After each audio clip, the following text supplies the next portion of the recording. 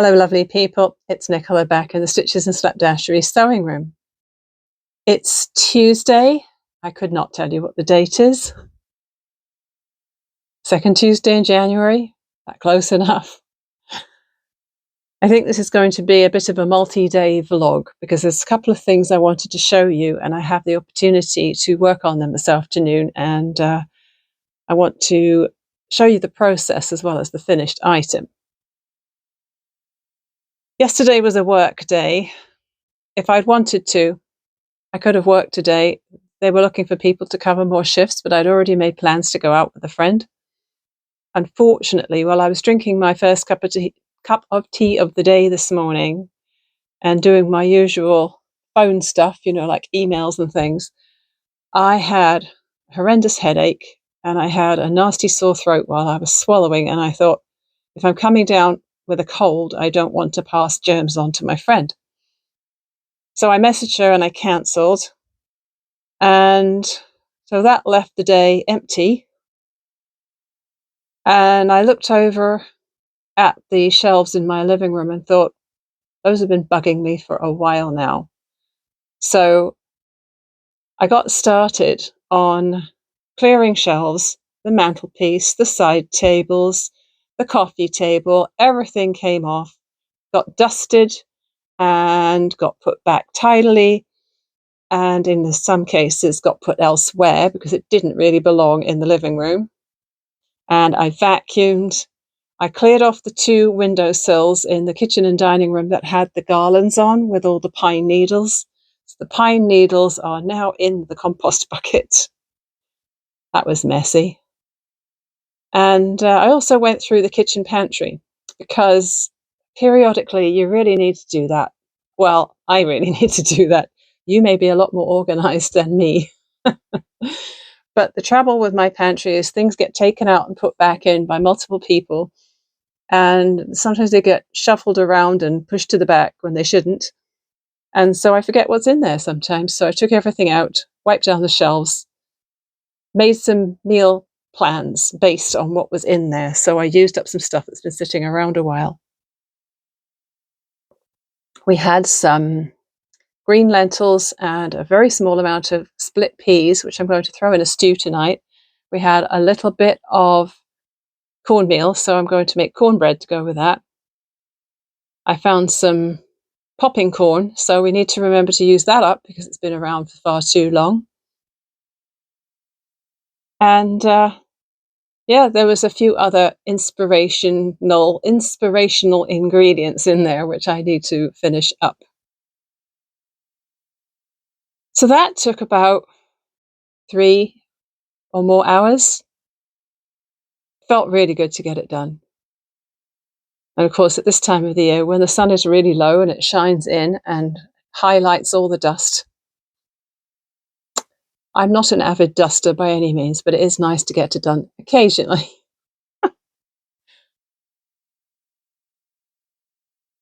So now that that is finished, well, mostly, I mean, there's always more cleaning one could do, but I am not going to do it today. I came down here with the thought of getting on with my embroidered denim mushroom. Now, in the last video, I made this rather weird looking soft mushroom out of hand-dyed cotton batting. It's nice and soft, but I wasn't really thinking because it's so large, it's not going to fit with my mushroom or toadstool collection that I now have beautifully arranged on my kitchen windowsill. I'll insert a little bit of film. It's not really film anymore, is it? It's digital now, but you know what I mean. Of my little collection of toadstools on my kitchen windowsill, I put a strip of fabric down and just put the toadstools on there. But of course, this thing is far too large to go on there. It'll just end up falling in the sink and getting soaking wet.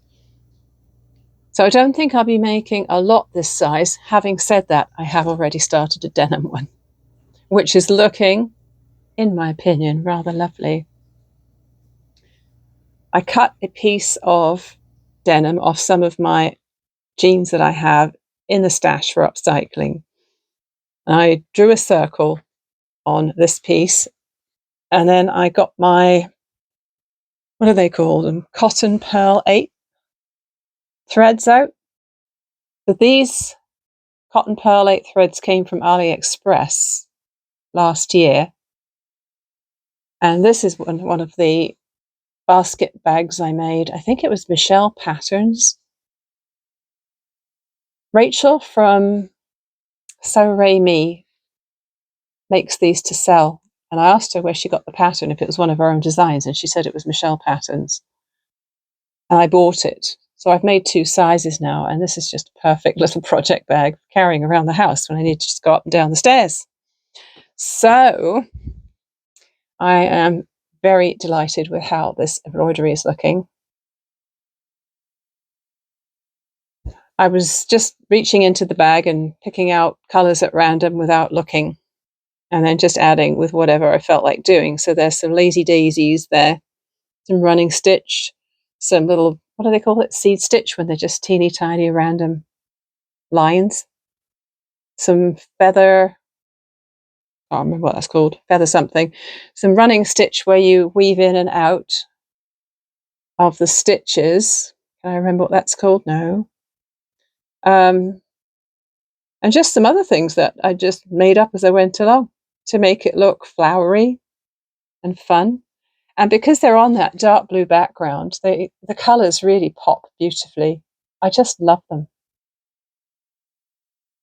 I'm going to have to be careful when I trim the circle. It was probably not a good idea to draw my circle really close to the hem of, like, the jeans hem there. But I have to be really careful not to cut my threads when I am cutting it. And I think when I sew the seam, it's going to sew through some of my stitching, but that's all right. So all I need to do with that now, all I need, she says, there's a few steps left to go. I need to cut a circle out for the bottom part of the mushroom and then figure out how I'm going to do the stem. And I'll probably use the little template that I made, you saw me make in the last vlog. So this is my cap template, and this is my stem template, and I'll cut 3 in denim, and I think I'm going to machine stitch it this time. So 2 circles, 3 of the stem pieces, I'll machine them together. What I will have to do is hand sew the stem into the cap at the end, though there's no getting around that. But before I do that, I'm going to turn you down and we're going to do another tea bag drawing. Oh, I found out who does the tea bag art. And it's art by somebody, and I can't remember, but I wrote it down. It's in my notebook upstairs. And I'll put it on the screen. I'll also link it in the description underneath the video, because I saw another one of hers today. She's so good at it. So hopefully if I was to do a few of these, I'd get better at it too. We shall see. So in case you weren't here last time, I'll just show you the one I did last time. It was this owl. Very weird looking owl. So this is made by making yourself a cup of tea, taking the tea bag out, giving it a bit of a squeeze, and then laying it on the paper until it dries. So this is my latest one. So what I'm going to do is turn this around and wait and see if I can see something in there that inspires me to draw it into something.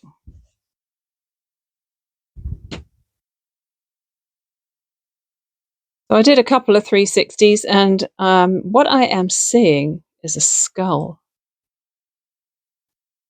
Bit of an abstract one, but going straight in with the pen this time. So I'm seeing an eye hole here, like an eye cavity and a sinus cavity, and then a mouth. isn't going to be a very sexy subject. And then the teeth.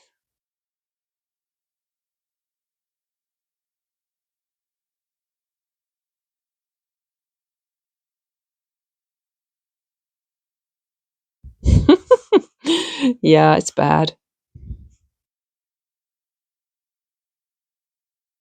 Maybe I should do what that other person does and just stick with the pencil.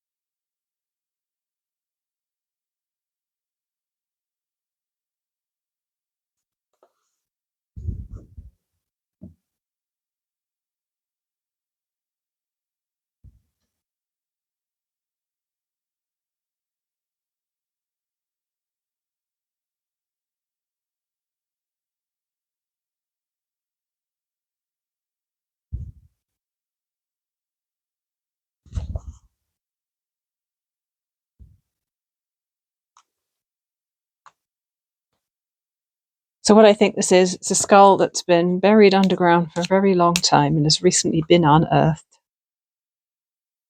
It has the eye and the nose holes and the mouth, and it still has the teeth in it. I wonder what animal that would have been.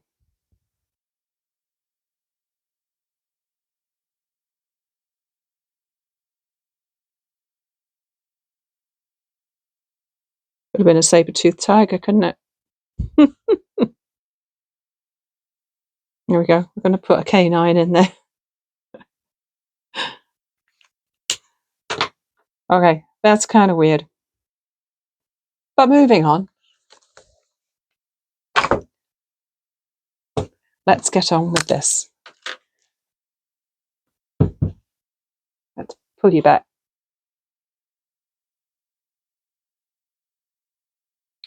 While I was doing all my tidying this morning, I found this pin that I had made, or brooch, with scraps and beads and a bit of embroidery.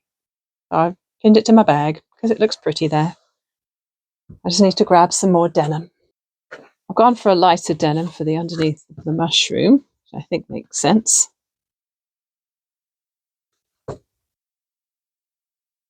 So actually, before I go ahead and cut this, I think I am going to trim this piece because I may trim it a little bit bigger than I originally drew it.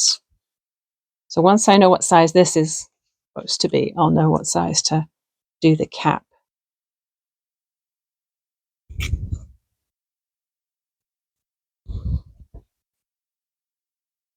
Also, I'm a bit limited where I hit the hem of the jeans here because I don't want to include that in there.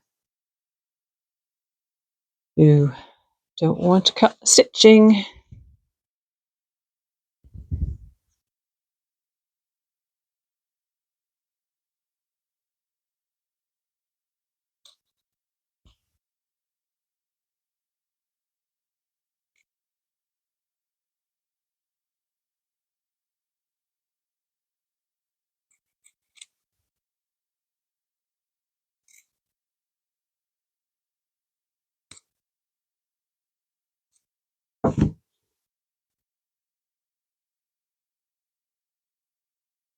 There. So I am going to lose a teeny bit of stitching over here. But that's all right, doesn't matter. Looking a bit wacky on the back, isn't it? That was a lot of different colours.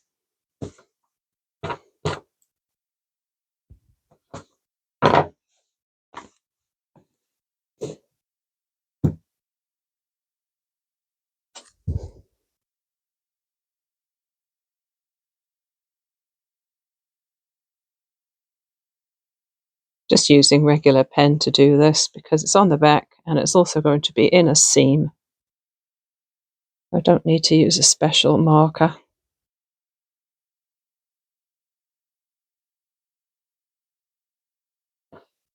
And then I need 3 of these.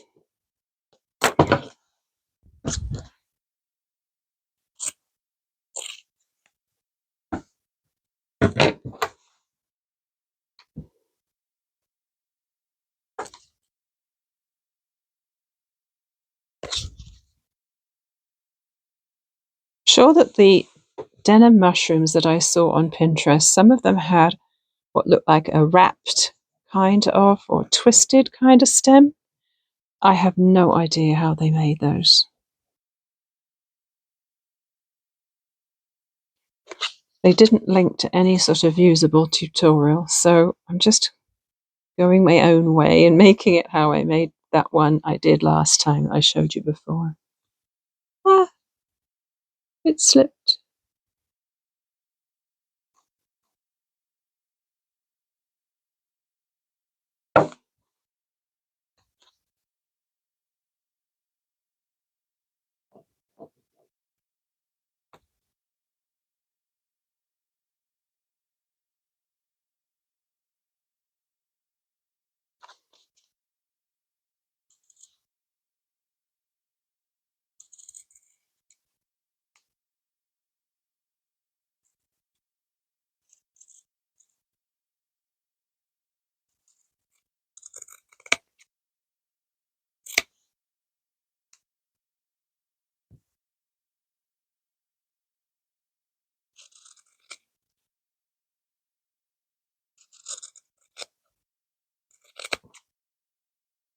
I'm going to move the camera now, and what I will do is not talk through this next bit so I can just put music over it, maybe speed it up a bit as you're watching.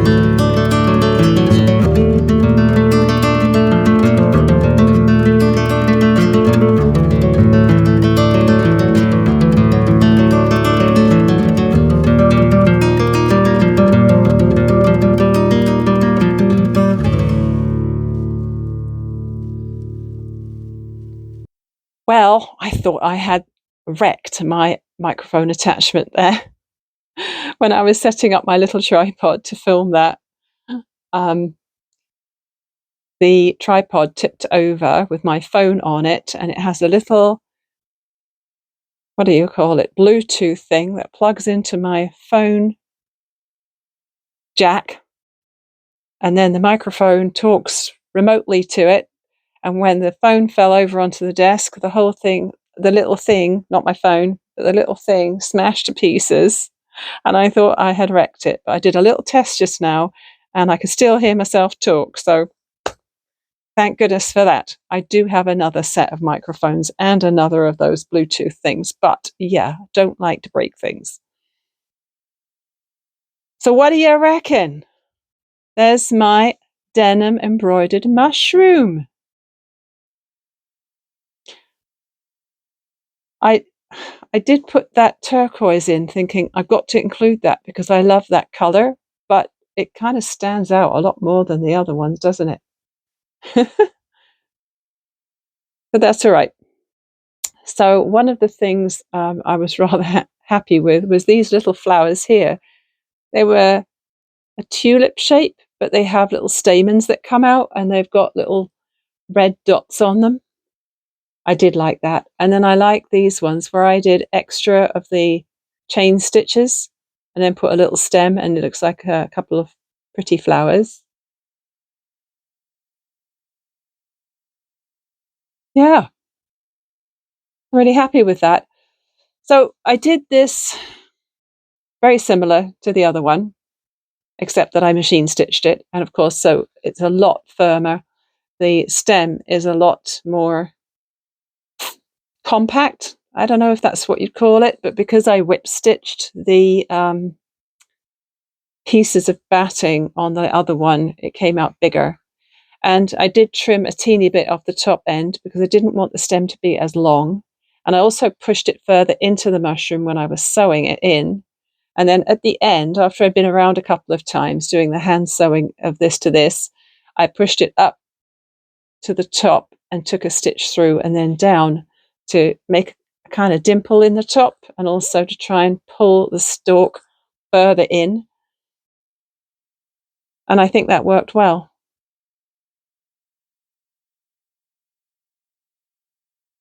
Yes, another fairly large mushroom, but I really love this one.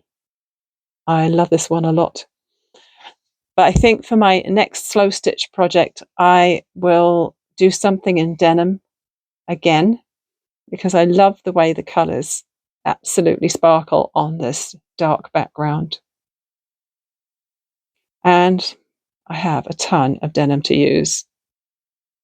A couple of years ago, it was when I was making bags for the market, I found a person in town who she acquires a lot of jeans from various sources because she has a reputation for taking people's used jeans off their hands. And so what she does is she makes bags from the top part of the jeans, the body part. And so I was able to buy a large amount of legs from her in different colors and sizes. And let's just say I have a lot over there in the closet. More than I'll ever need, probably. But I've kept her number on my call list, my contact list. I won't delete the messages from her from our previous conversations because I don't want to lose her number in case I ever want to get more. It's a beautiful day, calm and quiet, and it says 7 degrees on the thermometer, but it doesn't feel cold at all. It's all looking very lovely.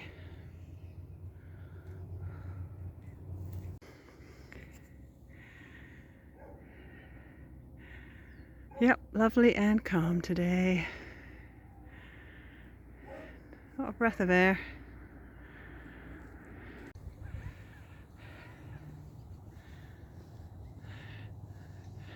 Nice view of the city across the lake.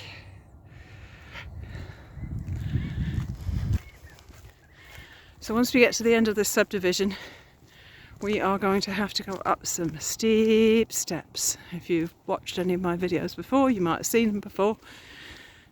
And there's brambles along the side, and I will be puffing and panting.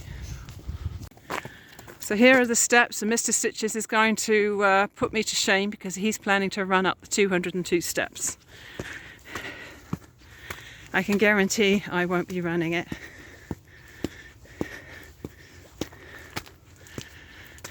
Look at him go.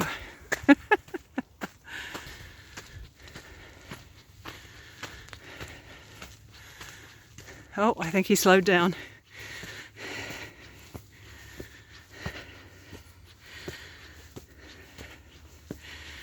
Whew.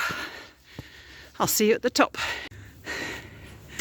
And here we are at the last few. Thank goodness for that. Phew. Oh boy, that was tough on the old lungs. Since I've been having a lot of acid reflux the last few weeks, I've been finding that I've been getting a lot more breathless, which is weird.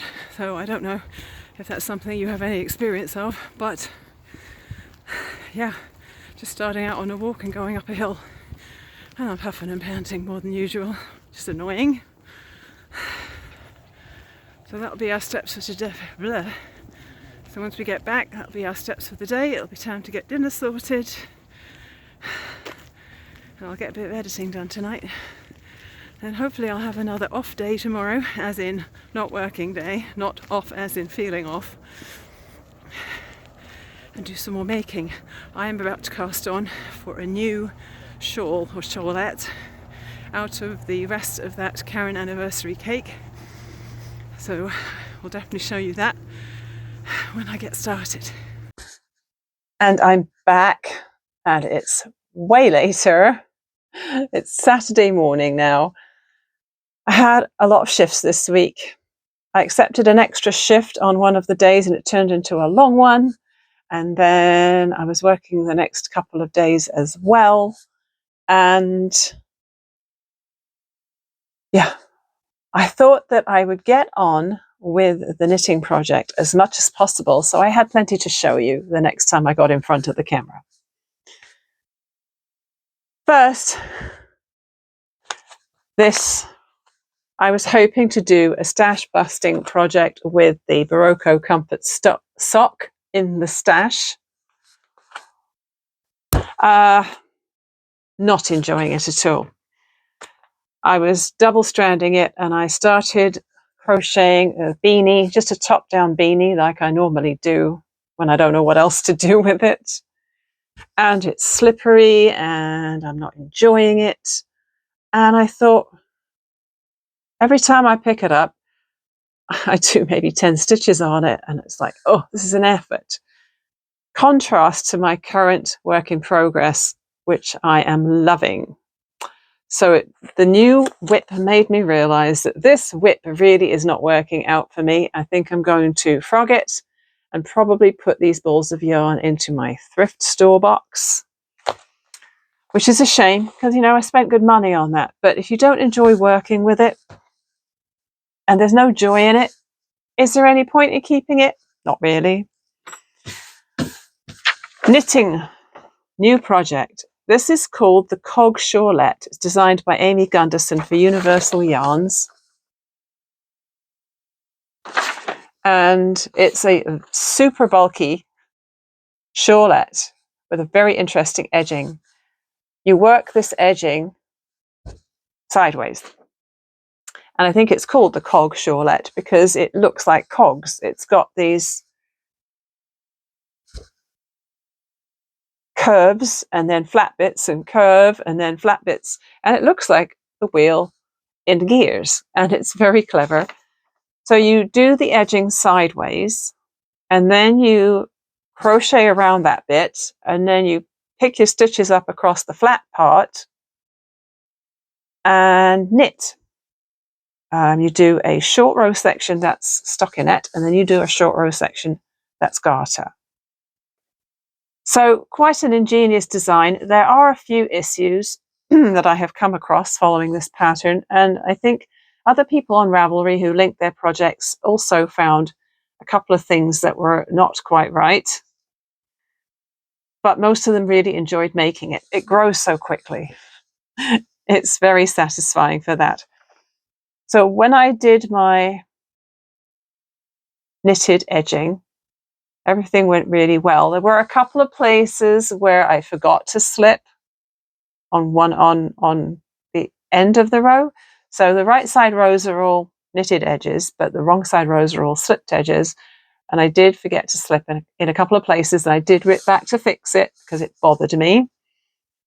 And it would have messed up the picking up across that straight edge. And then I ended up doing 8 repeats of the cog edging instead of 6 because my gauge is quite a bit tighter. My yarn that I'm using, I'm using my cork tote. I just love this bag. It's got such a happy lining. Look at that. How could you not be happy looking at those flowers? Anyway, the Caron Anniversary Cakes is a super bulky, but it's not as bulky as the yarn recommended for the pattern. So I thought I'm just going to use the 10mm needles as the pattern says and just dive in. And where the edging at the widest point is supposed to be 4 inches, if you go with the gauge, mine is 3. So that didn't bother me, that was fine. But I thought if I leave it as 6 repeats, it's not going to be very long. It's barely going to go around my shoulders. Or if I wear it back to front, like I often wear these little shawlettes, it won't, barely go around my neck. So I added 2 repeats on that. So that was fine. That was not an issue. Where it said to start crocheting around the edge, they said to bind off on the wrong side and then crochet across the bind off stitches and then slip stitch across the edge of the shaped part. So I'll just show you that bit. So when I got to, okay, this is going to look really wacky because the colors change from pink to red to white to blue to brown. So when I got to here, this was my bind off part. And then you were supposed to crochet across the bind off and then start working all the way around with the slip stitch edge. Well, if I had done that, I'd have been over here, which is the flat edge. So I ignored that part and I just went straight into slip stitching all the way along that edge. And as it turned out, it was all in blue, which I didn't mind the contrast. And I was rather glad that it just stayed blue all the way across. But you see how interesting that edging is. And because it's such a short amount, it's a small amount of stitches. And so you're doing lots of short rows to make the edging. And so it grows really quickly, which is a nice way to start. And then, of course, I didn't think about it, but once you start the short rows for the body, it also goes really quick because like you're starting with the first one and it's only maybe a handful of stitches. And then you're going back and forth, and your short rows are getting longer as you go. But it still seems to grow really quick. And so compared to that beanie, I was absolutely enjoying this. And I did bits on the edging throughout the week. And then last night at 8 o'clock, I picked up my knitting, finished the edging, did the whole of that first short row section because I was excited about it. I was actually excited about it. So that's what it's looking like so far. Yes, very wacky, very circusy, very Christmassy colours, of course.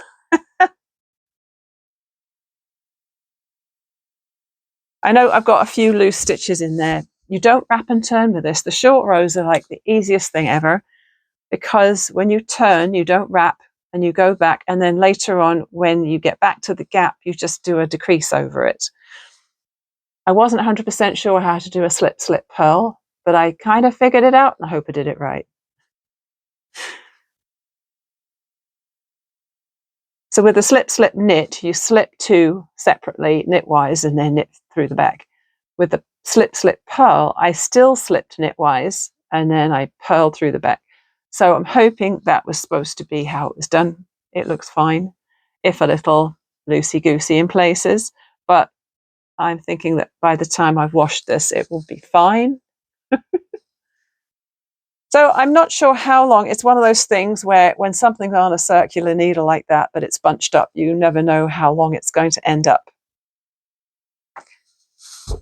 Because I had the extra stitches, instead of doing 6 repeats on the edging, I had done 8. I had an extra 30 stitches. So I did 4 extra short rows, so that I ended my last short rows about 11. Yeah, it was 11 stitches from the end. So 4 extra rows in that middle section. And now I'm ready to do the garter stitch short row section. But oh boy, I can't state it enough that I am so enjoying doing the knitting on this, because they're 10mm slippery needles, and I find bulky knitting a little harder when you're knitting continental. It's just me.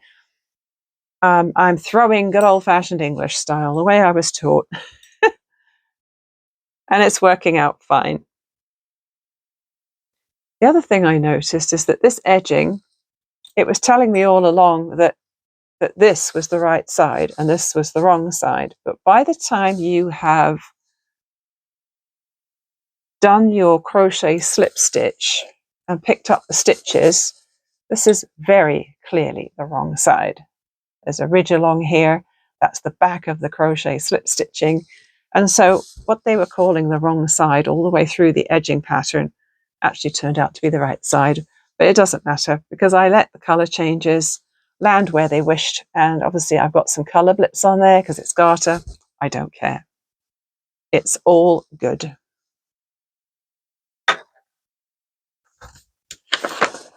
So it's all on my project page on Ravelry. I have made copious notes about things I did differently, things I noticed that weren't quite right. There was another place right near the end, those last 2 rows I did, where it tells you to slip one at the beginning of a right side row, and I did, and I should have checked what the next row said, because I should have knitted it, because the following row says to slip both ends again, and then you would have ended up with a slip stitch being slipped again, and obviously that's wrong. I thought, well, I'm not undoing it all. I'm not undoing a whole row of about 100 and something stitches.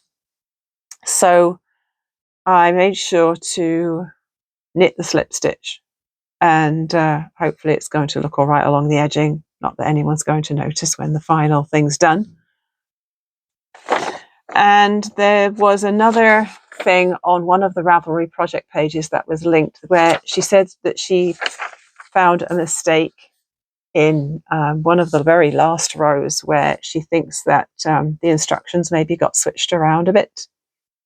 So I don't know if there's any errata sitting on the internet anywhere, but reading Ravelry project pages is always a really, really good way to find out if people had problems with a pattern and how they fixed them, or if they just gave up with it and maybe it's not a good idea to tackle that pattern at all because it was badly written. This one could have been proofread or tech edited a little better, I think, but it's been out there for a really long time, and I guess enough people have made it now that the rest of us can check their project pages and see what they did and what they thought of it. So I think that's it for today. That was the only update I needed to do. I haven't done any other crafting since I talked to you earlier in the video. I've just been knitting. So today it's another grey Saturday, and we just have to do some errands, go for a walk, and yeah, I'll have to think about what my next project is going to be in other media. But for now, I think I'm going to focus on the knitting because it's going well. I think I'll probably finish that this weekend, and I'll show it to you in the next video.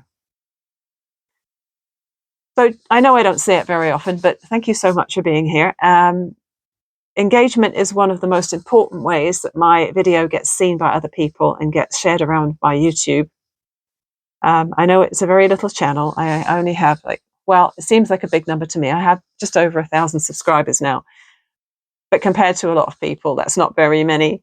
And I only get a small amount of comments and likes on each video, which means that not many people are seeing it in their recommended list on their YouTube homepage. So if you could see your way clear to giving me a little like click or a subscribe or comment, comments are the best. I'd love to hear back from people, just so I know I'm not flinging my videos into the wind and being buried in the deluge of other YouTube videos.